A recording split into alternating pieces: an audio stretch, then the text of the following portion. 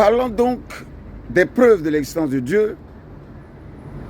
Cette fillette, qui avait donc 12 ans, et qui a vu apparaître dans sa chambre, ou dans une chambre où elle était avec ses petits frères une nuit, un être étrange, qui est entré sans passer par la porte, et qui s'est retrouvé au milieu d'eux et qui brillait comme une torche.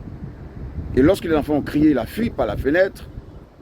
Lequel être, à partir de ce jour, la rencontrait chaque fois et se collait à elle pour coucher avec elle. Lequel être on appelle dans la Bible un démon, que d'autres appellent esprit, entité spirituelle, génie ou autre, et avec lesquels souvent pactisent ou travaillent les occultistes, les mystiques, les ésothéristes et autres qui savent absolument leur existence, laquelle existence est affirmée dans la Bible, dont et par rapport auquel on donne l'explication de ces êtres, leur origine et leur fin et leurs attitudes actuelles et comment les vaincre. Cette femme, cette fille, ignorant tout cela, va subir cet être pendant 18 ans, de 12 ans jusqu'à 30 ans. En recherchant la guérison, la délivrance, pendant 18 ans, sans trouver cette délivrance, ni ces guérisons, ni ces souffrances, sans trouver les solutions de ces souffrances, bien sûr. Jusqu'au jour où elle rentre dans une petite église évangélique, juste par curiosité, pour une fois, et que, devant ces douleurs et ces souffrances, le pasteur demande que les gens prient pour elle, et pour la première fois, elle entend, au nom de Jésus-Christ, le démon sort de cette femme, et les délivrances se font, tel que cela se fait dans la Bible, pour la délivrance de tous les possédés, ou opprimés par des démons ou autres, ou les malades mentaux, ou les sorciers, féticheurs, mystiques, parce que dans la Bible, il y a non seulement les guérisons des malades, des possédés démoniaques, des occultistes, mais aussi des délivrances, des sorciers, des mystiques et autres, et tous ceux qui ont un problème avec les esprits ou autres. Et c'est alors que cette femme fut délivrée, du moins déjà elle s'est sentie bien. Elle arrive à la maison et la nuit, elle prend donc la Bible qu'elle a prise à l'église et puis elle commence à lire pour savoir quel est ce phénomène où on chasse les démons, où on guérit les malades, qu'elle n'a jamais vécu en tant que telle. Et voici que vers 1h du matin, ce démon qui avait l'habitude de la rencontrer revient et il arrive dans la chambre. Mais cette fois, il ne peut pas s'approcher d'elle. Et qu'est-ce qu'il fait? Comme elle vivait sous une lampe tempête, ce démon décide d'éteindre la lampe. Et à peine il a éteint la lampe qu'une lumière a jailli dans la chambre. Et dès que la lumière a jailli, il a fui sous le lit. Et elle a regardé sous le lit, comme si elle était amenée à regarder sous le lit. Et puis la lumière fonçait sous le lit et le démon a fui par le toit de la maison en faisant beaucoup de bruit.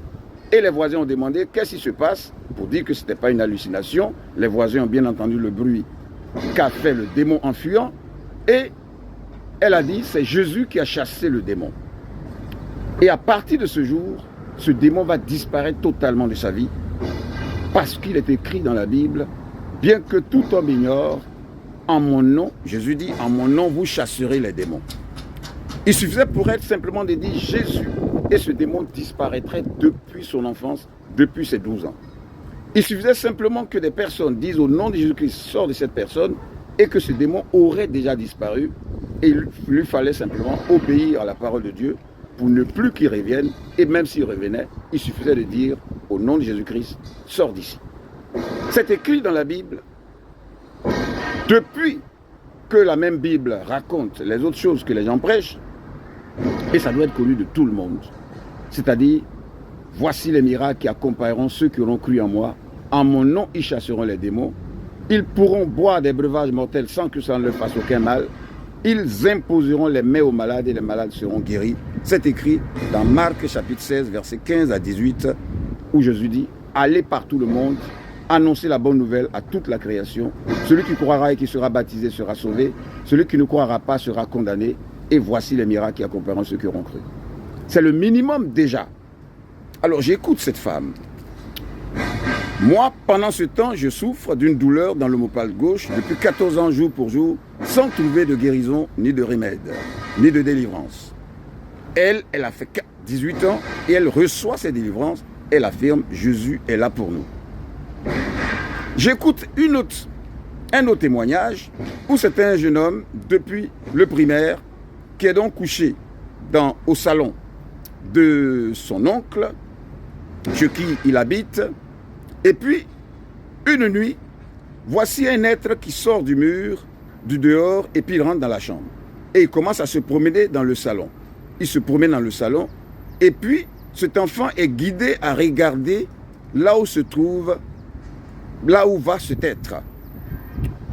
Il fallait seulement qu'il dise Jésus. Au nom de Jésus-Christ, sort d'ici, ou simplement Jésus, Jésus, et cet être disparaîtrait. Car Jésus dit, dès que vous dites mon nom, il disparaît. Devant toute peur, devant toute frayeur, devant tout danger, devant toute situation, Jésus dit, dites seulement mon nom. Alors vous en saurez davantage. Mais ce petit, qui s'appelle Laurent, on va l'emmener donc chez les occultistes, qui déjà travaillent avec ces esprits, et qui ne peuvent pas les chasser, mais leur demandent pardon, et négocient avec eux, et souvent même les adorent, ou leur donnent ce qu'ils demandent, sans qu'ils ne bougent. Il va parcourir tous les villages pour les délivrances. Il va arrêter même les études, depuis le primaire, sans trouver de guérison. Jusqu'au jour où il voit un petit groupe de chrétiens en train de prier, comme ça en plein air, et il s'approche, et il entend une voix, mon fils, aujourd'hui tu m'as trouvé. Et en même temps, il sent que des êtres sortent de son corps et de sa vie. Alors il raconte son histoire, on prie pour lui et il est totalement guéri, délivré de tous les démons. Et ces êtres n'apparaissent plus jamais. Bien sûr, parce que s'ils apparaissent, il dira seulement Jésus. Et ils n'apparaissent plus parce qu'ils savent le pouvoir qu'il vient d'acquérir.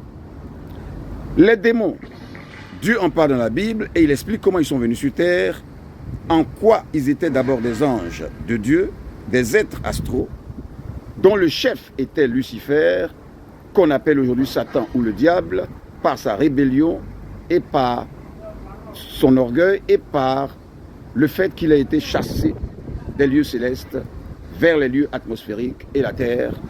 Et Dieu dit dans la Bible, malheur à la terre et à la mer, car le diable est descendu vers vous, animé d'une grande colère, sachant qu'il a peu de temps. Bien sûr, parce que Dieu affirme, ou Jésus affirme, que c'est pour lui qu'a été créé l'étang de feu et de soufre, appelé l'enfer, où seront jetés le diable et tous les démons, y compris tous ceux qui les suivent dans l'occultisme, dans le fétichisme, dans l'astrologie, dans la parapsychologie, dans le médiumnisme et dans tous les arts divinatoires et autres, y compris dans les péchés divers de vol, de mensonges et autres, de dépravation sexuelle, d'adultère et autres, et de tout péché dont ils sont simplement à la base, parce que pour Dieu, ils sont à la base de tous les maux, tous les péchés, toutes les attitudes destructives et négatives de la vie humaine.